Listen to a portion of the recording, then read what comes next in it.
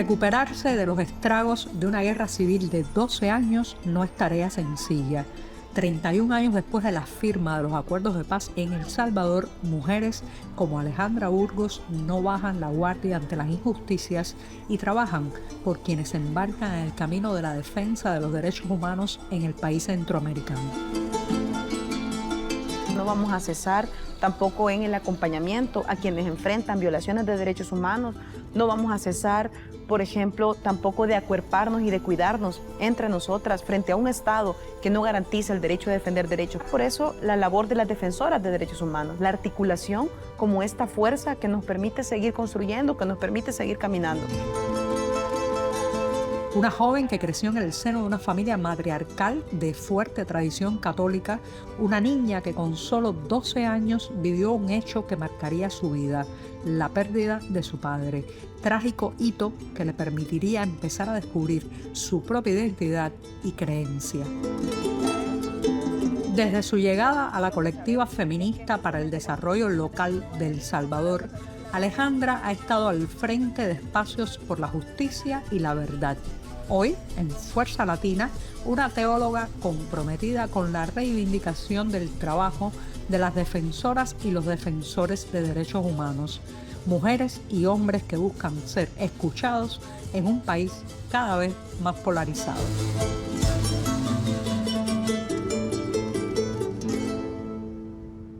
Alejandra, me has invitado a estar aquí contigo en este Museo de la Palabra y la Imagen. Y la palabra siempre ha sido algo muy importante en tu vida, porque naciste en una región muy oral, de muchas palabras, pero también de muchos silencios.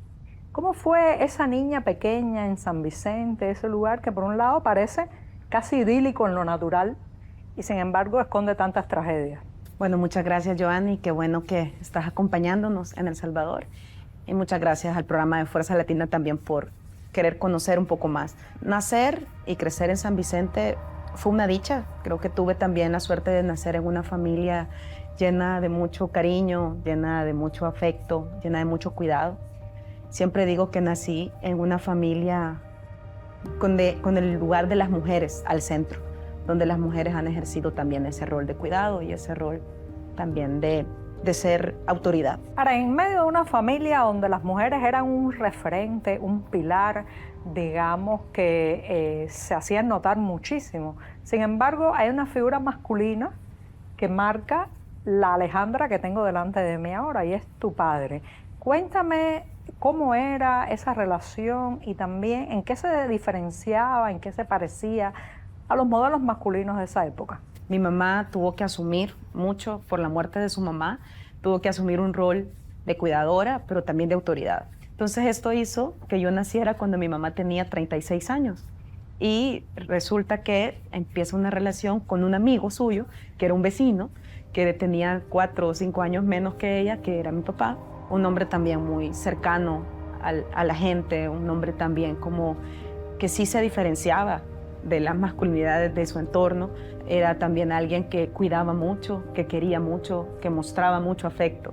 Entonces siempre digo que la racionalidad, la estructura es algo que heredé de mi mamá, pero la forma de cuidar, de querer, de expresar también afecto, también lo aprendí de mi papá. Un hombre que se permitía ser dulce. Sí. Ahora bien, esa figura paterna termina abruptamente su vida y marca también el resto de tu existencia. Sí. Cuéntame, ¿qué fue lo que pasó? El Salvador pasa por el conflicto armado en la década de los 80 sobre todo, y se firman los acuerdos de paz en el año 92. Pero posterior a la firma de los acuerdos de paz, finales de los 90, se da en El Salvador una crisis económica, un estallido de violencia social. Es por ello que en el año 2000 se dan varios secuestros, varios hechos de violencia, y mi papá es víctima de desaparición y secuestro. Yo tenía 12 años para ese momento, y esto sí fue como un parteaguas, ¿verdad?, en mi historia.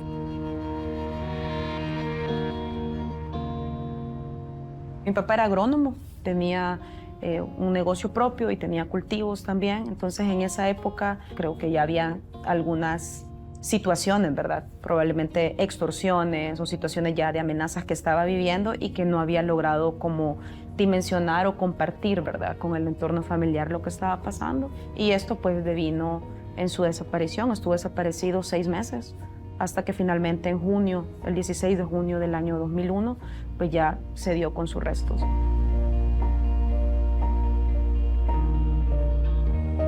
Ahora, eso te ocurre a los 12 años. Ahí llega siempre un momento muy complicado para los seres humanos, que es la adolescencia, el crecer y el empezar a tratar de autoidentificarse, autonombrarse y también a decir lo que te gusta, lo que no te gusta, que es de las primeras cosas que te cuestionas en ese entorno de San Vicente, en el país políticamente que estás viviendo, en la familia. Siempre digo que yo aprendí a ser adulta a los 12 años, ¿verdad? A los 12 años conocí de injusticia, a los 12 años conocí que la vida no siempre va a ser color de rosa y que hay que seguir. Aprendí de resiliencia a partir de entonces. Creo que en San Vicente yo tenía pocas opciones como para socializar, para encontrar espacios también más de vínculos, más a nivel social. Entonces tenía como pocas alternativas. Uno eran los partidos políticos, que en el marco del bipartidismo era como o un grupo de derecha o un grupo de izquierda, y ninguno me atraía lo suficiente. Entonces encontré en la iglesia una forma de organizarme, una forma de dialogar, una forma de reflexionar también. Ahora, te zambulles de lleno en la vida, digamos, de una comunidad religiosa, encuentras relaciones, amistades, una manera de pensar y de actuar. Sí. Pero eso llega a un momento en que no es suficiente o no es bastante. Digamos, mi adolescencia sí estuvo marcada por estos espacios, digamos, políticos religiosos, porque sí había una dimensión de acompañar, ¿verdad? Desde la perspectiva más juvenil, de la perspectiva más de las vivencias de las juventudes. Yo ahí también empecé a organizarme en procesos de niñez y adolescencia desde la comunicación social, empecé a conocer de derechos también. Entonces como que estaban como ambas dimensiones, ¿verdad? Mezclándose en mi historia. Cuando empiezo la universidad, empiezo a estudiar psicología. Bien, Alejandra, pero espera, porque has dado un salto desde la adolescencia hacia la universidad. ¿Cómo es la salida esa de San Vicente a la capital y dejar atrás todo el mundo que conoces? Fue un año de muchos cambios para mí, implicaba dejar amistades, implicaba dejar familia, también como sentir el peso de lo que implicaba venir de una escuela pública en una universidad privada, frente a estudiantes que venían de escuelas privadas que incluso tenían ya, ¿verdad? Otros conocimientos, otras herramientas.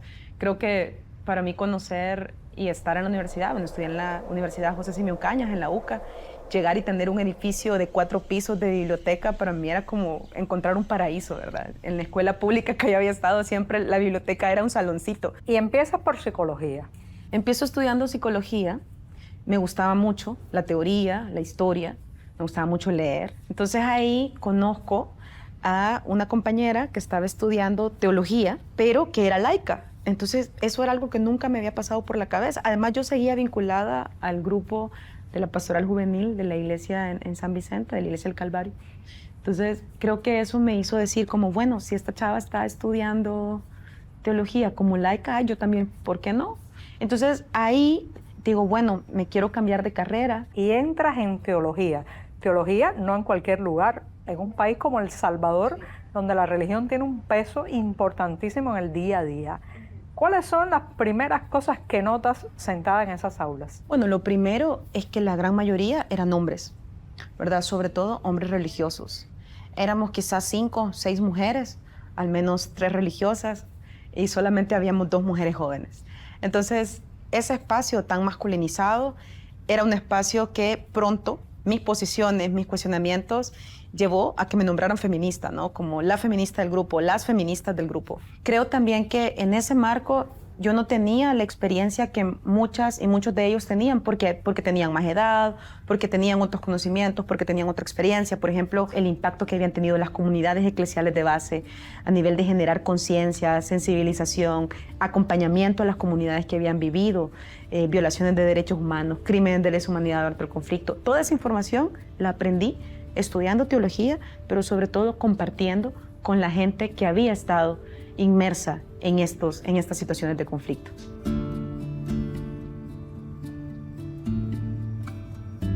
Ahora, toda universidad no solamente es un centro educativo, sino también un centro político.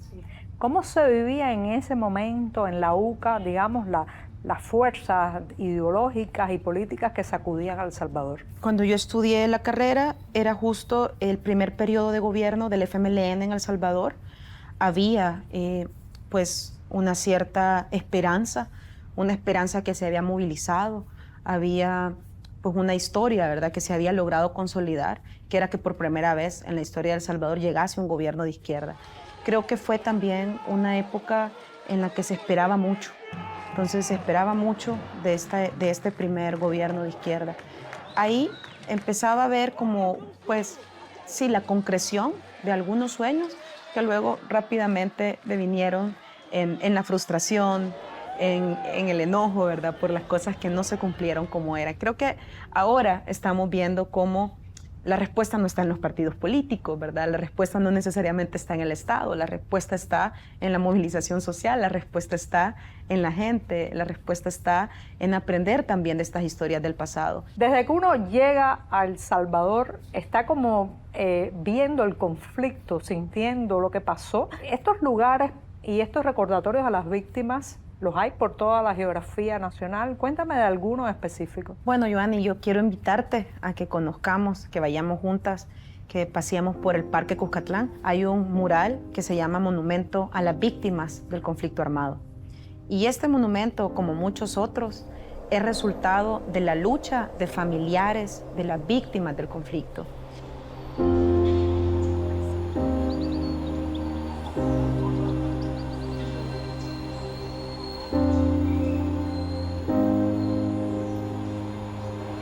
Interesante porque hay un reconocimiento a las distintas masacres. En este monumento están plasmados los nombres de las víctimas civiles del conflicto armado. Entonces, ¿está estructurado también por años? Sí. Por lugares donde fueron las masacres. Masacres y desapariciones, efectivamente. Luego están también nombres de desaparecidos, desaparecidas y homicidios también. Fuerte, ¿eh?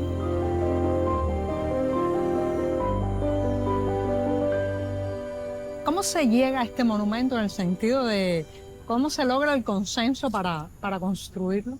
Bueno, un grupo de ciudadanos y ciudadanas, sobre todo, mujeres que habían tenido familiares también desaparecidos, asesinados durante el conflicto armado, son quienes se movilizaron, quienes coordinaron con el gobierno local en aquel momento, quienes coordinaron con distintas instancias, por ejemplo, las Dignas, la Asociación de Mujeres por la Dignidad y la Vida. Bueno, esta amiga que vamos a ver en un rato, esta conocida defensora de derechos humanos que ha marcado la trascendencia de la lucha feminista en El Salvador, fue una de las voces que movilizó y que organizó también la construcción de este monumento. Ahora, es impresionante porque son miles y miles de nombres. Sí, 30,000 nombres.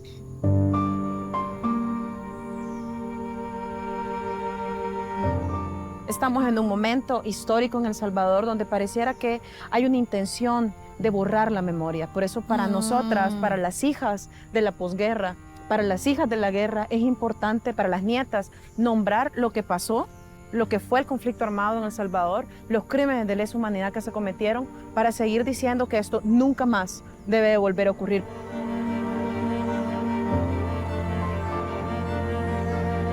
Bueno, aquí está la Asociación de Mujeres por la Dignidad y la Vida. Ya. Que ahí seguramente también fue Morena que estuvo. Claro. Morena Morena está en todas partes. Sí.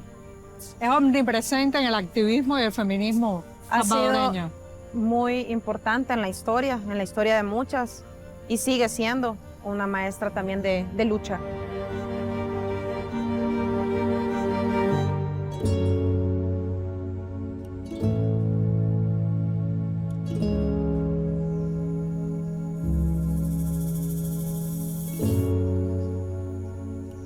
Ahora, qué bueno estar aquí de vuelta, ¿no? Es tal y como recordaba este patio, sí, con toda su exuberancia. Qué gusto volver a verte. Ha pasado el tiempo. Guapa, con el pelo cortado ahora, te lo cortaste. Hola, More. Hola. Gracias por recibirnos. No, adelante. Qué bonito estar aquí.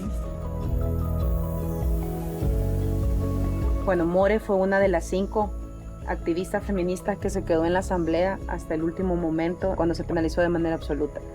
Hoy, ver la marea verde salir el 28 de septiembre, el 25 de noviembre con la consigna de despenalización del aborto, pues también es resultado de estas defensoras que han resistido. Morena, Herrera, activismo, paciencia, perseverancia, constancia. Sí. Y todavía estás en la batalla. Todavía estamos en la batalla, sí, sí.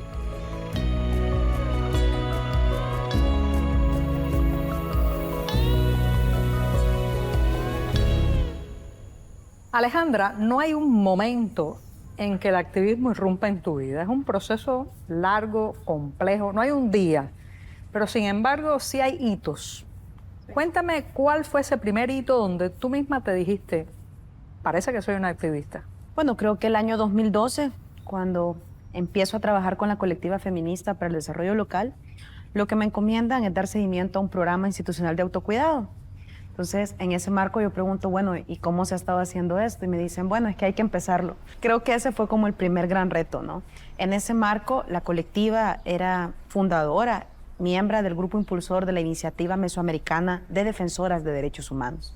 En ese momento empezamos con otra compañera, con María Rosa Cruz, a trabajar con grupos de mujeres que estaban integradas en la Unión de Mujeres. Era una articulación de más de 30 organizaciones de mujeres y una de las situaciones que se nos había encomendado era documentar las agresiones que ellas enfrentaban como defensoras. Entonces, uno de los primeros hechos con los que nos encontramos es que ellas no se nombraban a sí mismas como defensoras, sino se nombraban como lideresas, como acompañantes. Pero creo que eso fue justamente esa necesidad de empezar a trabajar con otras. El nombrarse defensoras de derechos humanos fue lo que a mí también me llevó a nombrarme a mí misma como defensora, como activista feminista y como defensora de derechos humanos. Entonces ahí empezamos a reflexionar y a politizar que justamente la categoría defensora nos permite articular y nos permite legitimar también las luchas feministas dentro del marco referencial, histórico y más tradicional de defensa de derechos humanos. Entonces, ese es el punto para mí de inflexión. Nombrar y trabajar con otras es lo que me hace nombrarme también. Ese momento con la colectiva feminista, que son de alguna manera tus primeros pasos, me llama la atención algo que has dicho, que voy a tomarlo, porque dices que muchas de ellas estaban también bajo riesgos que ni siquiera se confesaban o verbalizaban.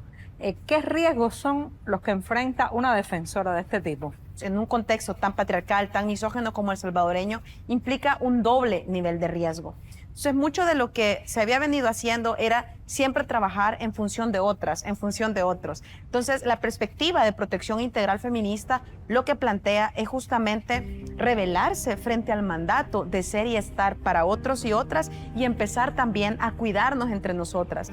Creo que la protección integral feminista es un proceso de construcción colectiva, es también esta forma de construir poder y de construir cuidado colectivo, pero además también de ir reconociendo lo que cada una puede aportar, ¿no?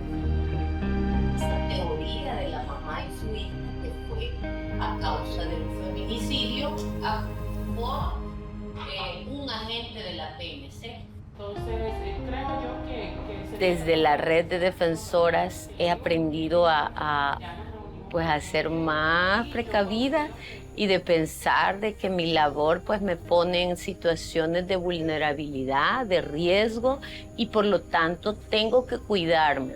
Tengo que cuidar a las defensoras también, no exponerlas, no por salir como de superheroína o heroína, tratar de que ellas pues lleven sus procesos, ¿verdad? Lleven sus procesos y sí, son mujeres admirables. el informe anual lo tenemos que hacer a diciembre. Nosotros sabemos que diciembre... La primera que aprendió la vaina de la protección integral feminista fue la Ale. Y a raíz de todo lo que yo había aprendido era como, bueno, compañeras, o sea, de nada nos sirve protegernos solo a nosotras, ¿verdad? Si nuestras compañeras en el territorio son también las que están poniendo el cuerpo, pero yo no conozco otra organización que ponga por delante el cuidado integral de la defensora, de la persona, ¿verdad? Y que trabaje sobre todo desde la perspectiva de protección integral feminista y adentro de la protección integral feminista de la seguridad digital.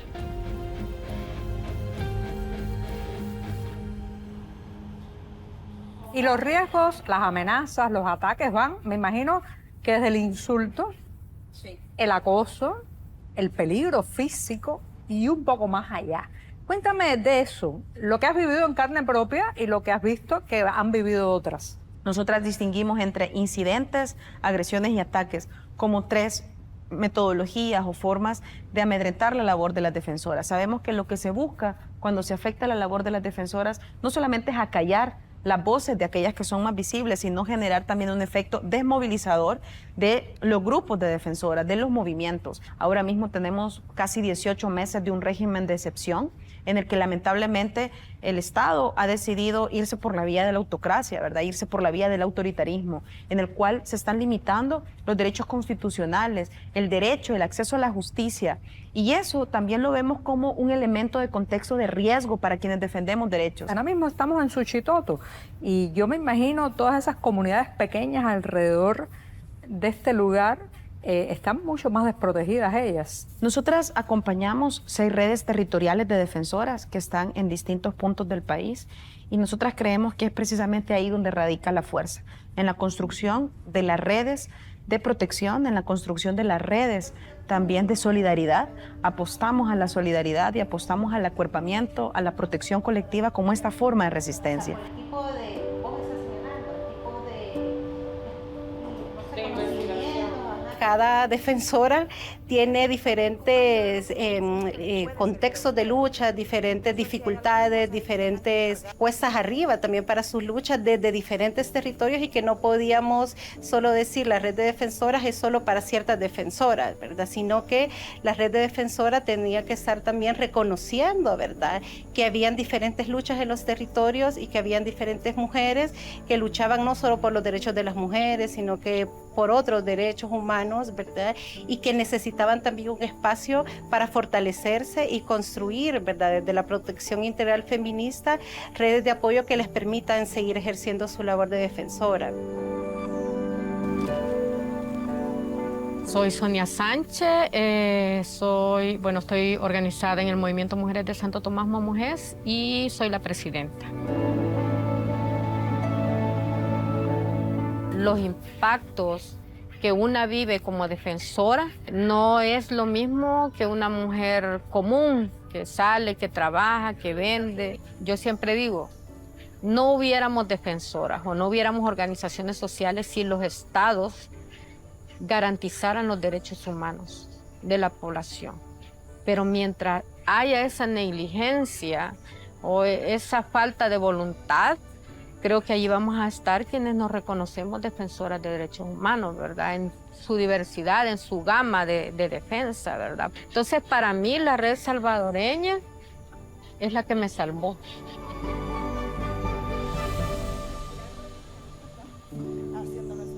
Nosotras hacemos documentación de casos de agresiones contra defensoras. Siempre decimos que documentamos para denunciar y para defendernos, para mostrar también los patrones, la sistematicidad de estos ataques, de dónde vienen estos ataques. Lamentablemente, un 55% de las agresiones proviene de agentes estatales, un 40% de cuerpos uniformados y un 15% de representantes de la Asamblea Legislativa, concretamente del partido oficialista. Esto nos parece que es preocupante. Así, en este momento, no nos posibilite presentar necesariamente denuncias ante las instancias del Estado porque hay una cooptación del mismo, si vemos la documentación como una esperanza de justicia en el futuro. Otra de las cosas que también estamos haciendo son campañas, elaborando herramientas, tenemos varios manuales que vamos compartiendo, sobre todo en materia de cuidados digitales, en materia de planes de protección, análisis de riesgo. Entonces, parte de todo lo que hacemos, nosotras consideramos que es parte también de la sostenibilidad de los movimientos.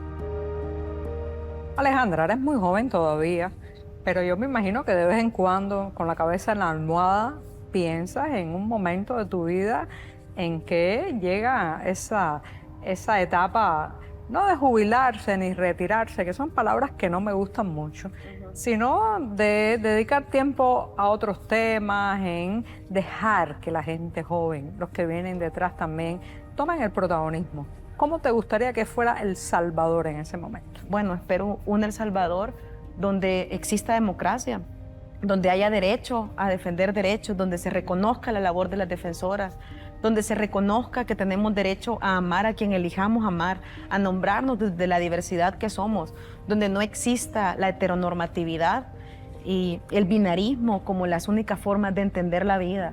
Me gustaría un El Salvador donde haya también una política estatal de cuidados, donde el cuidado no recaiga únicamente en las mujeres, y me gustaría un El Salvador donde se reconozca el valor del trabajo y de los aportes que hacen las defensoras de derechos humanos. Un país con memoria histórica, que construya a partir también de la memoria para no repetir las historias del pasado.